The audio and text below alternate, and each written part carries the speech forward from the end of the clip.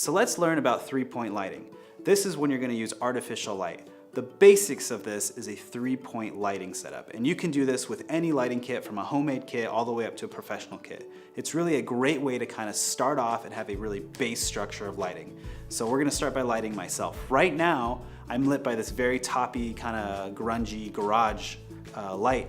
We're going to turn that off and we're going to see if we can make this look a lot better. So Sam's going to run around and set up our lights.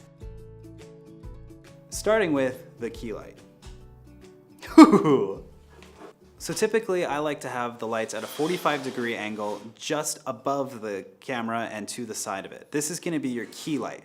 This is where your main source of light is coming from, and it's a good place to start.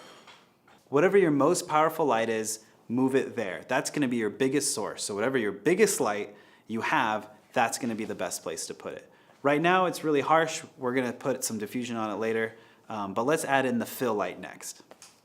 So our fill light is going to be just to the left of the camera, really just to the opposite side of the key light. And what the fill light is doing is making up for whatever shadows the key light may have started. So if the key light's coming from this direction, we may have gotten some shadows here. We'll go over this in a little bit, but the fill light is going to fill in anything that the key light is not hitting. Same thing, I would love to have the fill light at a little bit of a 45-degree angle, just above the height of the camera. So Sam has our key light and our fill light up. Next he's going to put up a backlight. The backlight really is designed to give a rim to the background and also kind of give a separation from the background. There's many different ways to set up a backlight. We're going to start with it like this. So let's start to break these lights down. First off, our fill light is being diffused by some diffusion, which basically lowers the intensity and makes it much softer. You can see that our lights have a little bit of cloth that come with it that we put in front of it. The key light right now is harsh. It's hard light coming on me right now. They're LED lights that we have, so they're not as harsh as a tungsten Fresnel light maybe, or a Home Depot light maybe, but we're gonna put some diffusion on it anyway and make it softer, make it less harsh, and it'll also help with the shadows on my face, and it will help with spilling around the background.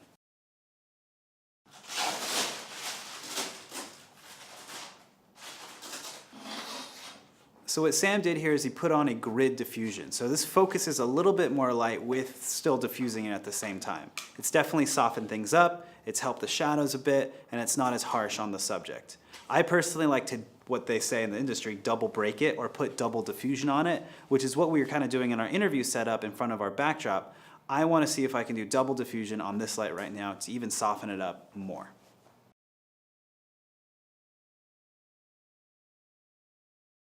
Great, so now our key light is double braked or double diffusioned on, and it's incredibly soft. You may notice that the light is much even on me, there's hardly any shadows, but that's helpful because of the fill light, and the background has sort of softened up a little bit.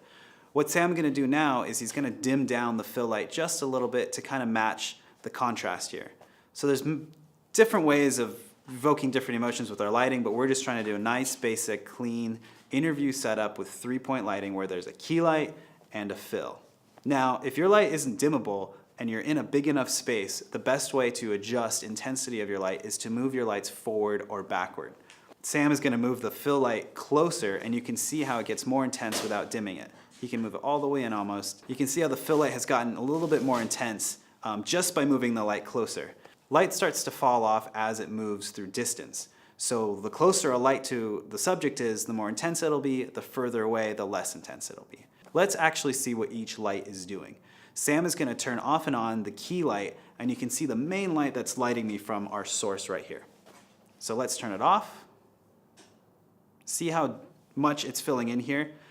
The key light really is our main source of light, and our fill light's just filling in what it can't hit. So let's turn it back on. Great. So that's what our key light's doing. Now check out what our fill light's doing. Again, it's filling in what we're missing from the key light. Off. So you can see there's a little bit more shadow here, and it's really not filling out my full face as welcoming. It might be a little more menacing. So let's turn it back on. Great. So now you can see what both lights are doing. You can see the shadows. Let's check out the backlight. So our backlight's giving me a slight rim. Sam just turned it off.